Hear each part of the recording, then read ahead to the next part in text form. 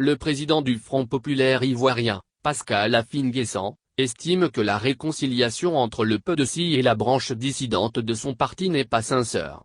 Il l'a affirmé sur le plateau de la télévision en ligne #ivoiretv.net. Une information mise en ligne hier. À en croire le premier responsable du FPI, ces deux entités ont décidé de s'unir pour des enjeux électoraux et des arrangements politiques au détriment de l'intérêt de la nation. Cette pseudo-réconciliation entre M. Babo et Bédié n'est pas vraie. Ce n'est pas comme cela qu'on réconcilie des gens qui ont été divisés par une rébellion armée et dont la confrontation s'est traduite par des milliers de morts en 2010-2011, s'est-il insurgé. Et Affi-N'Guessan d'ajouter, amer, la réconciliation, ce n'est pas à travers une visite d'1 heure, de 2 heures à Bruxelles. Les Ivoiriens ne sont pas dupes. Ils savent bien que tout ceci, ce sont des arrangements parce que des gens ont des ambitions, ils veulent devenir président. Le président du FPI se dit offusqué par la démarche politique du PDC qui délaisse le FPI, le parti officiel, pour sa dissidence. Selon lui, cet acte est illégal et dénote un manque de respect des lois et des institutions. Dans un pays moderne, le respect de la loi est sacré. Un homme politique responsable qui veut être utile à son pays, doit d'abord respecter les lois de son pays.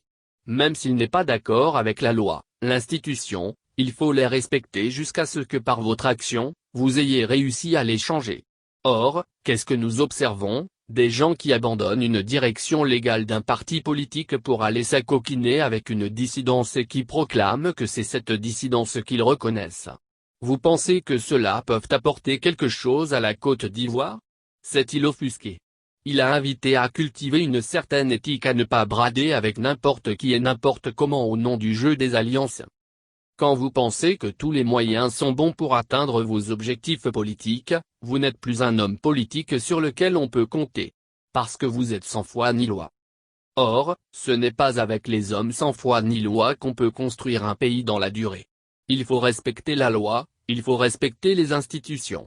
C'est pour cela qu'il ne faut pas se précipiter dans les bras de ce genre d'organisation parce qu'ils ne peuvent pas incarner l'avenir. Ils mènent des politiques pour se repositionner eux-mêmes et non pour rebâtir la Côte d'Ivoire.